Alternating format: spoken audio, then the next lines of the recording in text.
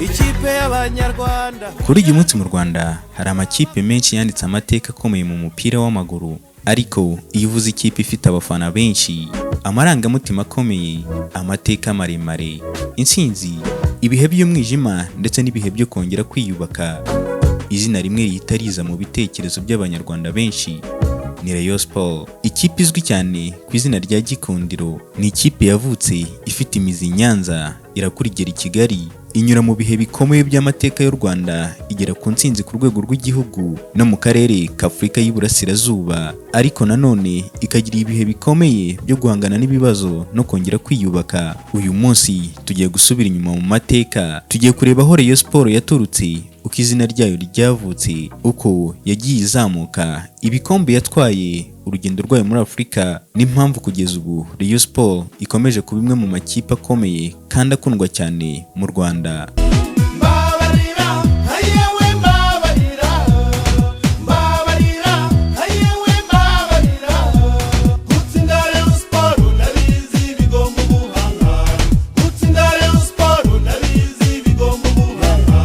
Rayon Sport ni ikipe yashinzwe ahagana mu myaka y'1960, aho yashinzwe mu 1964, ishingirwa mu cyahoze ari komini Nyabisindu muri prefectura ya Butare, ubu ni mu murenge wa Busasamana, akarere ka Nyanza, mu ntara y'Amajyepfo. Hari abemeza ko Rayon Sport yashingiwe imbere y'ishusho ya Kristo Umwami iri i Nyanza, gusa bishobora kuba ari uburyo bwo kuryoshya ibiganiro busanzwe buranga abakunzi b'iyi kipe ikunzwe kurusha izindi mu Rwanda. Njye mujye kubana Daniel Michael.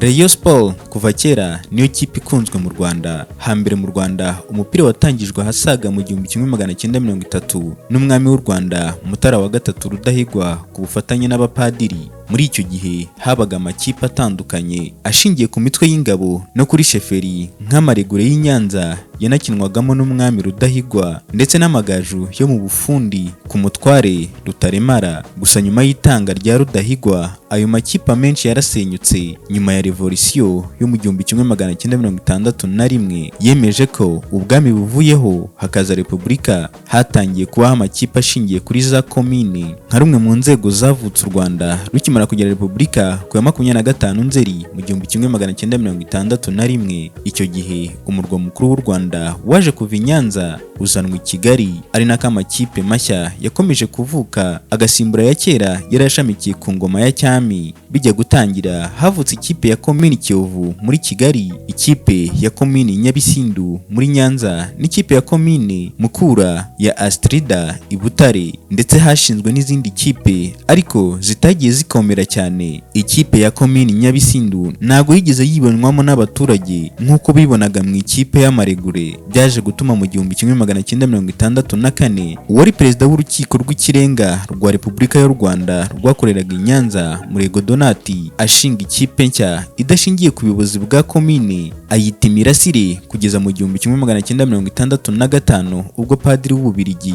Arino Shanwane wayoboraga College Christ Roi de Nyanza yitaga iyi kipe izina rya Rayon Sport. Ryaje kwamamara rikarenga Nyanza, rigakwira ibice byose by'igihugu ndetse rikambuka imipaka y'igihugu. Aha niho urugendo rw'igikundiro cyuje ubwiza rutangirira kuri iyi kipe. Rayon Sport yaje kubona ubuzima gatozi tariki 25 z'ukwa gatanu mu 1968, bityo ibi kipe ya mbere yemewe n'amategeko ya Repubulika y'u Rwanda kuko stati yayo yajyanwe kwa noteri wa leta. Uko iminsi yigiraga imbere, Rayon Sport yarushagaho gukundwa cyane n'abanyarwanda batandukanye kuko yari ikipe idashingiye kuri za komini nk'uko Kiyovu Sport na Mukura Victory Sport byari bimeze. Ibi ariko byatumaga ifatwa nk'ikipe y'ibwami kuko itajyaga ishyigikira ibyatanye abanyarwanda, ahubwo yikareba icyabunga. Ibintu byaje gukomera kuri iyi kipe ubwo Murego Donati washinze Rayon Sport yari uwa kabiri mu byubahiro nyuma ya perezida wa Repubulika. Yaje gufungwa kubera impamvu ya politike kuko bivugwa ko atarashyigikiye perezida Kayibanda kuri politike ye yahezaga bamwe. Ibi byatumye Rayon Sport isa nk'ibuza ukuboko kw'iburyo kwayo kuko yatangiye guhura n'ibibazo bitandukanye. Nubwo witwa ko yatangije ikipe ya Rayon Sport akanayikinira yari afunzwe, ndetse ikipe ya Rayon Sport ikabaho mu buzima butari bwiza nk'uko byakagombye. gikombe. Iyi kipe yakomeje gufashwa n'abacuruzi b'i Nyanza bakoreragayo ndetse n'abari baraje muri Kigali ku mpamvu z'ubucuruzi. Ibi byaje gutuma Rayon Sport itwara shampiyona ya mbere yemewe na FIFA na CAF mu 1975 kuko nibwo Ferwafa yemewe na FIFA. Bityo amateka atubwira ko Rayon Sport ariyo kipe yahise itwara igikombe. Urugendo rw'ubushongore n'ubukaka mu kibuga bwatangiye aho mu 1975 kugeza na n'ubu, dore ko ifite ibigwi buri kipe yakwifuza. Rayon Sport yakomeje gutwara ibikombe birimo igikombe cy'igihugu cyari cyaritiriwe uwari perezida wa Repubulika Habyarimana Juvenal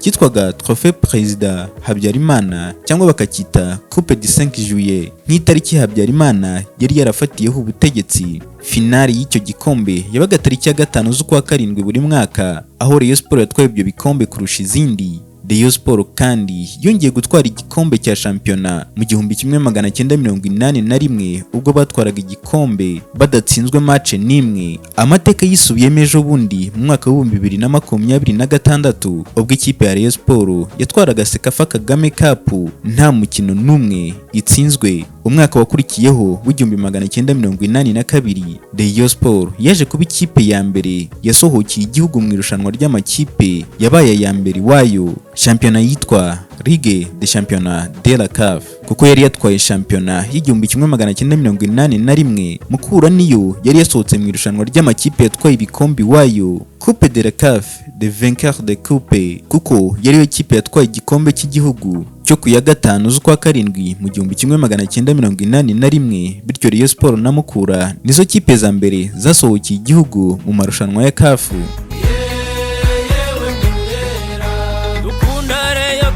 Murera we yewe Murera iri mu maraso yacu Murera we yewe Murera dutsinda amakipe yose Murera we. Nyuma yo gutwara igikombe cya shampiyona mu 1981, Rayon Sport yaje kwimukira muri Kigali kubera ko ikibazo cya mikoro cyari gikomeje gukura. Bityo abacuruzi bavuka i Nyanza bifuza ko ikipe yazanwa muri Kigali bakayitaho bayibona hafi.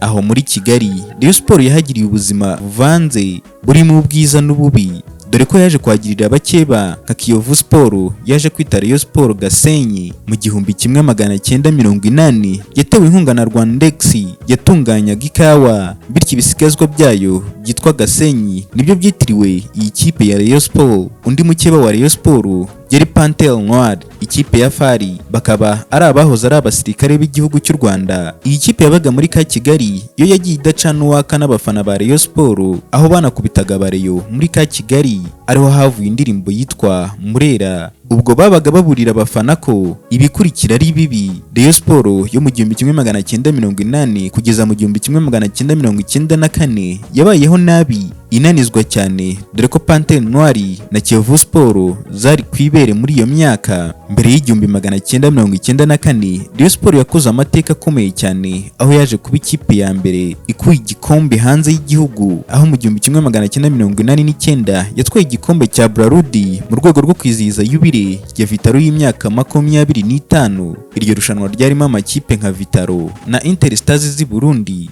Rayon Sport na Kiyovu Sport zo mu Rwanda. Iryo rushanwa ryarangiye kuri finali Rayon Sport itsinze Kiyovu Sport igitego 1-0. Igitego cyatsinzwe na Sembagare Jean Chrysostome bitaga Semba wa Semba. Uyu Sembagare yaje gutwara Ballon d'Or yo mu 1990 ariyo rukumbi yatanzwe mu Rwanda. Iryo rushanwa ryabaye intangiriro yo kubaka ikipe ikomeye yatozwaga n'umukongomani Daoud Shungu wari umaze kuva muri Espoir y'Icyangugu mu 1989. Iyo kipe ya Daoud Shungu yagiye yizanamo abanyamahanga barimo abakongomani yavanye muri Espoir no mu yandi makipe yo muri Congo, ndetse azana abanyarwanda bazi umupira nka Gasangwa Celestin bitaga Tigana yakuye muri Mukura Victory Sport. Iyi kipe ya Rayon Sport yakomeje kugitwara ibikombe by'igihugu bituma isohokera igihugu, aho mu 1994 yaje kugera muri 1/8 cya Coupe de la CAF de vainqueur de coupe, cyaje kuba CAF Confederation Cup,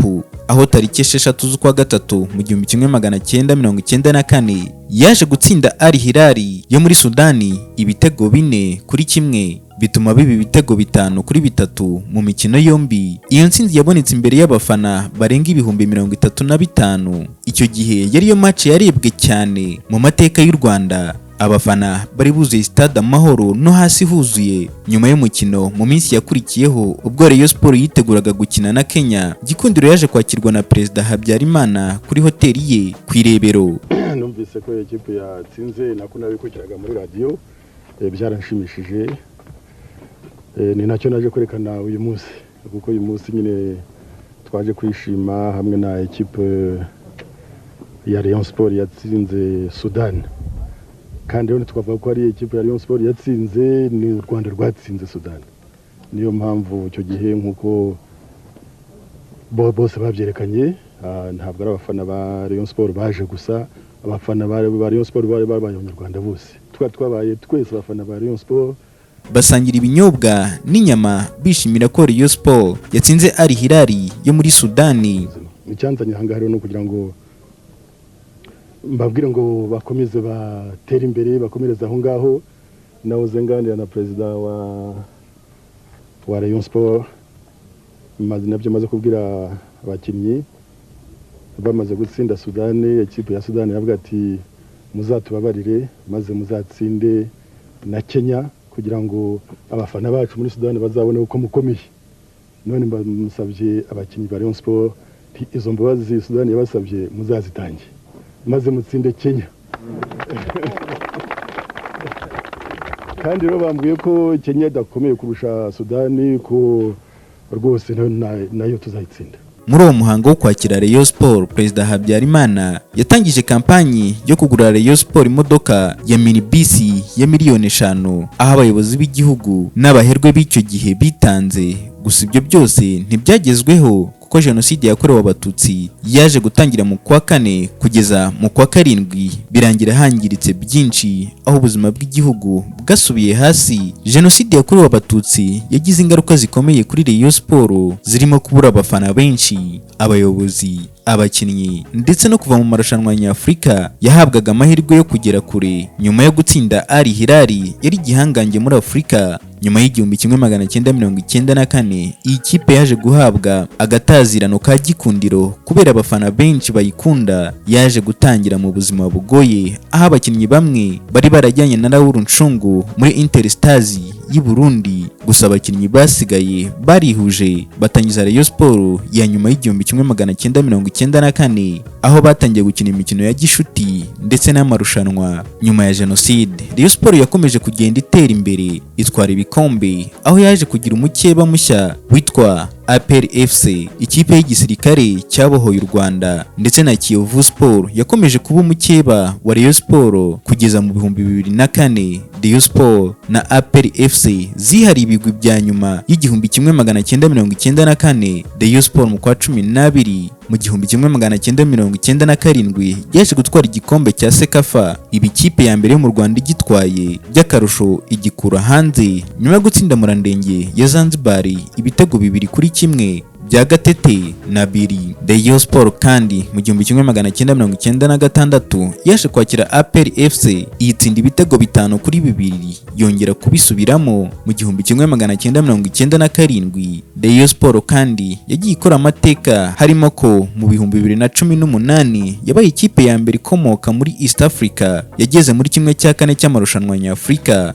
Rayon Sport kandi yakomeje gutwara ibikombe bya shampiyona ndetse n'iby'amahoro. Yatwaye ibikombe 9 bya Rwanda Premier League, itwara ibikombe 11 bya Peace Cup, itwara ibikombe 9 bya Rwanda League Cup, itwara Sekafa 2, ndetse itwara ibikombe 3 by'Agaciro Cup, itwara ibikombe 2 bya Heroes Cup, itwara Super Cup 1 ndetse n'igikombe 1 cy'irushanwa ryiswe Kigali 100 Years Cup, itwara n'igikombe 1 cya Father Frepo Memorial Tournament.